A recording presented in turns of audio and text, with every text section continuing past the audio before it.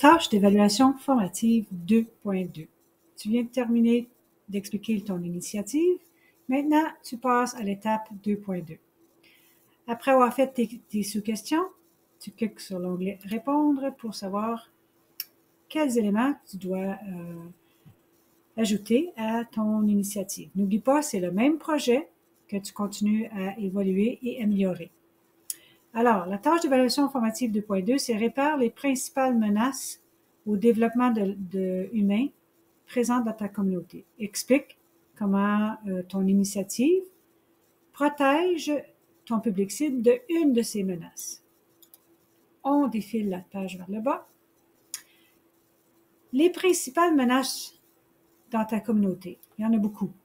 Il peut y avoir du décrochage scolaire, l'intimidation, l'addiction à la drogue, la pauvreté peut être une menace, la violence, certainement.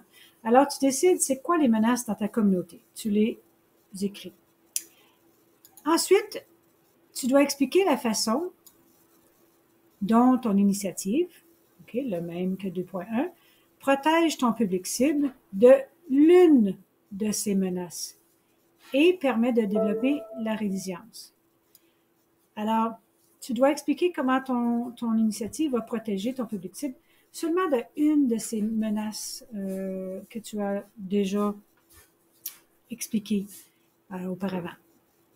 N'oublie pas d'expliquer le concept de résilience dans tes propres mots.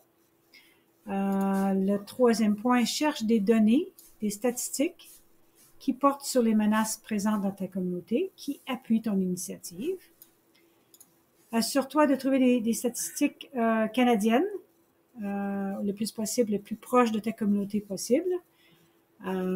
Les statistiques devraient justifier l'importance de ton initiative. Donc, elles devraient quand même expliquer comment, si une des menaces parle de décrochage scolaire, donc trouve des statistiques qui vont appuyer que le décrochage scolaire est un problème au Canada. Assure-toi que ton initiative est nécessaire en tenant compte des organismes déjà placés dans ta communauté. Donc, tu dois trouver des sources de financement, donc d'où vient l'argent qui va payer pour ton projet. Tu dois trouver des partenariats, donc des organismes, des personnes, des centres qui vont devenir des partenaires pour ton projet. Ça peut pas être un GoFundMe, ça peut pas être du bénévolat, ça ne peut pas être faire des levées de fonds et tout ça. Donc, dans la sous-question 2.2.4, si je me trompe pas, il y a des façons de trouver des sources de financement au niveau gouvernemental, provincial, et donc tu dois trouver ces sources-là.